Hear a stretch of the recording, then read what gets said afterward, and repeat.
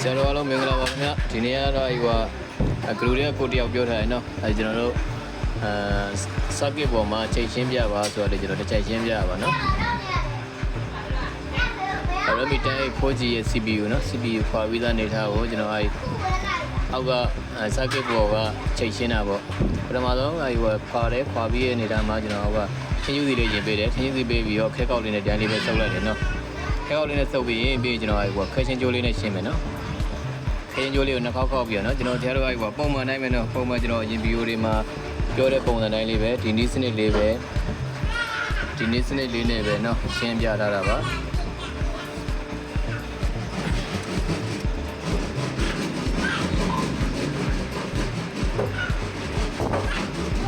ဒီဆိုရင်တော့ဒီနည်းစနစ်ကဆေးလေးဖြစ်ပါတယ်နှစ်ထပ်ပဲဖြစ်ဖြစ်တစ်ထပ်ပဲဖြစ်နော်ဒီပုံစံလေးပဲဆရာတို့လိုက်လုပ်ကြည့်ပါ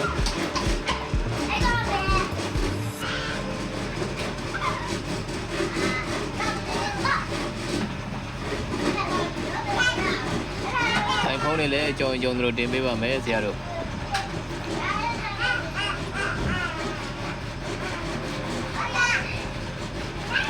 ပြီးခဲကောက်ခဲချင်းကျိုးလေးကိုနှစ်ခေါက်ခောက်ပြီးတော့မလိုက်ချလိုက်ပုံစံမျိုးလေးပဲနော်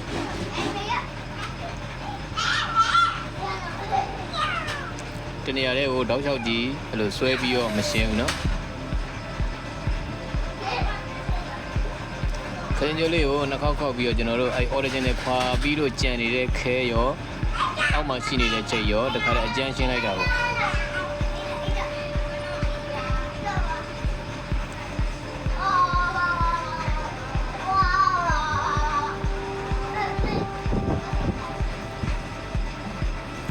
ကျန်းရှင်းပြီးရင်ကျွန်တော်တန်းရှင်းလောက်တဲ့ခါမှာ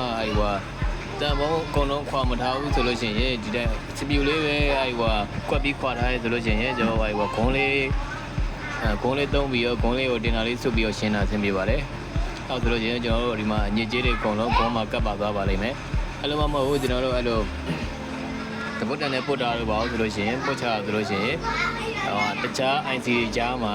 အညစ်အကြေးတွေဝင်သွားပြီးအဲ့ဒါတွေတက်နိုင်တယ်နော်ဆရာတို့ဒါတန်ရှင်းလုပ်တဲ့ပုံစံလေးပါတခါလေးထည့်ပြောပြထားတာပါ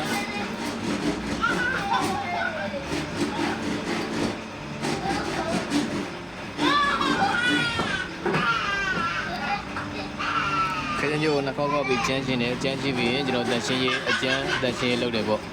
ပြီးရတယ်ကျွန်တော်ကျန်နေတဲ့ဘေးမှာကတ်ကြံနေတဲ့အချိန်လေးတွေကိုကျွန်တော်အဲကန်လေးနဲ့မှုတ်ပြီးတော့ကျွန်တော်ခုသုံးနေရတော့အပူက390တရားပေါ့390တရားနဲ့ဒီကချိတ်ရှင်းတဲ့နေရာမှာအဲ့လိုချိတ်ကြံတဲ့ပုံလေးရှင်းတဲ့နေရာမှာဘာရေးကြည့်လဲဆိုတော့ဒီကတော့ချိတ်ပြောင်းလောက်လေးပဲရရနော်ပြီးတော့ချိတ်ပြောင်းလောက်လေးကျွန်တော်တို့အပူပေးမယ်ပြီးရင်ကိုစင်ပြသုံးနိုင်ရင်နော်အဲ့လို11တားလေးပဲဖြစ်ဖြစ်ကျွန်တော်ခုသုံးတဲ့ဒါအကောင့်လေးပဲဖြစ်ဖြစ်ချိတ်သားလေးတွေလိုက်ဖြတ်တာပေါ့ကြံနေတဲ့ချိတ်သားလေး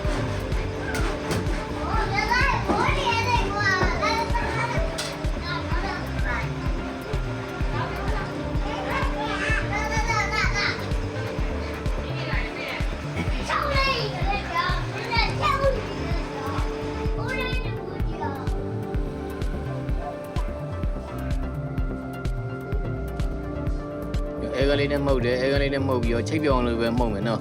ဟောဆိုကျွန်တော်မှုတ်တဲ့ဟာကိုတခြားလေးလိုက်ကြည့်ပါဘာလို့လဲဆိုဘေးက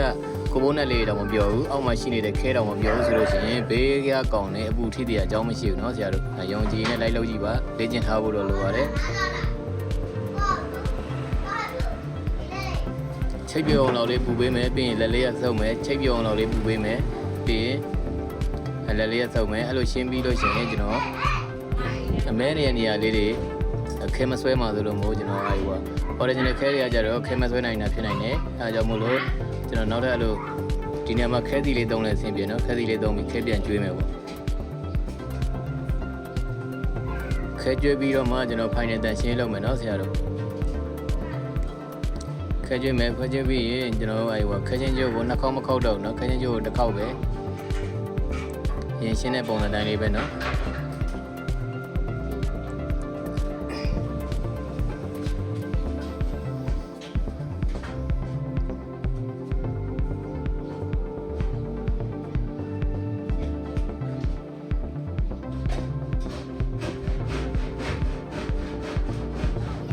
ပြီးခချင်းကျော်ကြီးကိုဟိုတအားဖိကြမလို့နော်တအားကြီးဖိလို့ရှိရင်ကျွန်တော်တို့အားနဲ့ဖိမယ်ဆိုလို့ရှိရင်ခဲကောက်ရက်ကူနဲ့ခဲချင်းကျော်ကအားပါနဲ့ဖိလိုက်လို့ရှိရင်အဲ့လိုဖွာထွက်သွားမယ်နော်ကျွန်တော်ဖွာလေးပဲဒီကခဲကောက်ရက်ပူလေးနဲ့ခဲကောက်ရက်ပူကခဲချင်းကျော်ကိုသွားတယ်အဲ့အပူလေးနဲ့ပဲဒါလေးပဲထိမ့်ပြီးတော့ဖွာလေးပဲခဲကောက်ကင်နာလေးကစားတစ်ချက်ကြည့်ပြီးပါနော်ဆရာတို့ခဲကောက်ကင်နာလေးလည်းဒီလိုအဲ့လိုစောင်းလေးလိုက်လုံးဝအပြည့်လေးတင်ပြီးတော့ရှင်းတာနော်ဆရာတို့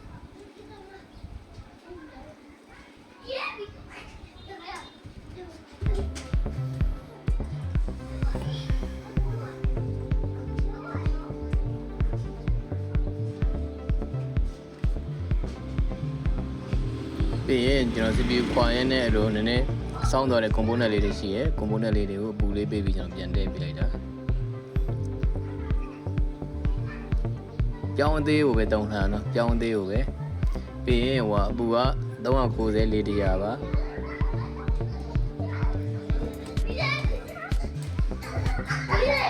ပြီးကိုးနဲ့လေးပေါ့ဇာကနာလေးတစ်ချက်တင်လိုက်တယ်သတိထားမိလားမသိဘူးဗျဘာလို့လဲဆိုတော့ဇာကနာတင်လိုက်လို့ရှိရင်အဲ့ component လေးတွေပျော်လွယ်တယ်ဗျ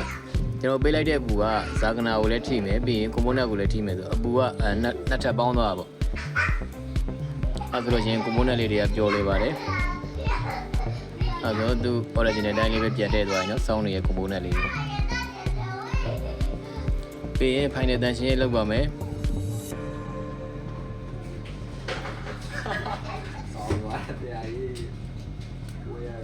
လက်လေးနဲ့ထိန်းတယ်ပြီးရင်ဂုံးလေးကိုတင်တာလေးဆုပ်ပြီးတော့ရှင်းပါမယ်ဂုံးလေးတင်တာလေးဆုပ်ပြီးရှင်းပြီးရင်ကျွန်တော်ဝတ်စားဖြူလေးနဲ့နော်ဝတ်စားဖြူတန်တာလေးနဲ့ဖိုင်နဲ့တန်ရှင်းမယ်ဂုံးလေးနဲ့တန်ရှင်းတာကျတော့အကျန်းရှင်းလိုက်တာပေါ့အဲ့ဒီဂုံးမှာဂုံးကပါတဲ့အမှုံမွားလေးတွေအဲ့လိုကတ်ကြံနေတတ်ပါတယ်ဂုံးနဲ့တစ်ချက်တန်ရှင်းလုပ်တယ်ပြီးရနဲ့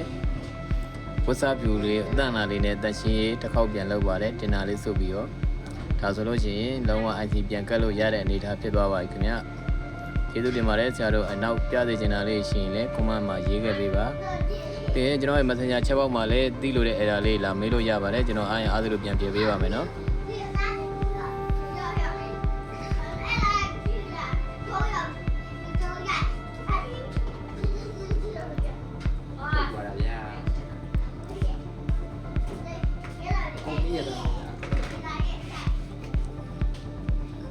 ဆရာတို့အဆင်ပြေကြမယ်လို့မျှော်လင့်ပါတယ်ဆရာတို့အားလုံးကျမ်းမှာချမ်းသာကြပါစေ